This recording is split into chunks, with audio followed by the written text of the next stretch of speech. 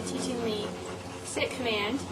I'm going to show you how to put together the training collar.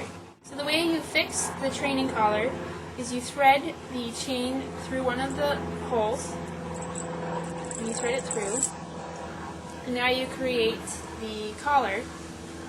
And the way that you put it on, an easy way to put on the training collar is to grab the dog by the extra skin on their cheek and then just slide this right over their head. Good boy. Closely you can see that the live ring, which goes through the static ring, is over the top of Irvine's head. And then the other thing you want to keep in mind is that this live ring is on the side that you're going to be standing on. So if I'm going to be training Irvine on his right hand side, then this live ring needs to be facing the right.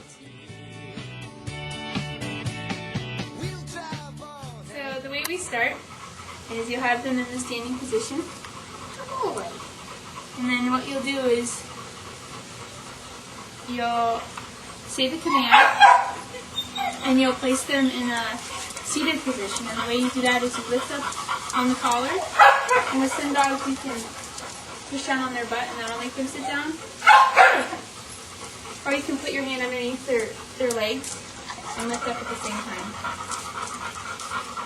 So we'll try having Irvine SIT by pulling up on the collar and pushing down on his back.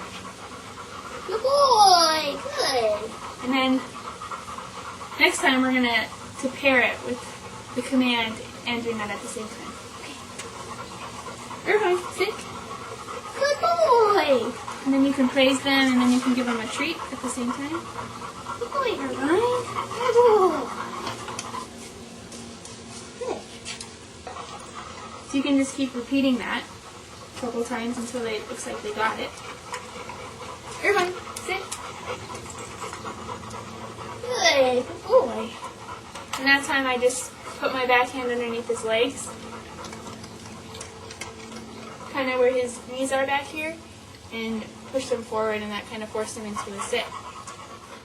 And the first thing that we'll begin with today is we're going to teach Irvine what the clicker means. And the clicker is a great training tool.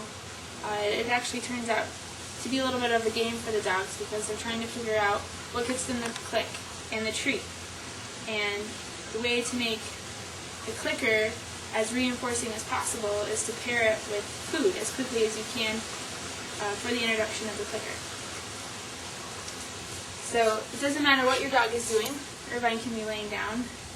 You just want to make sure that you're pairing the sound with the food. And you'll do this a couple times just as quickly as possible. And eventually you'll see that their ears will start to perk up when they hear the sound. And I've done this a little bit with Irvine, so he already knows what this means. Boy. You can also pair praise when you're feeding the dog too.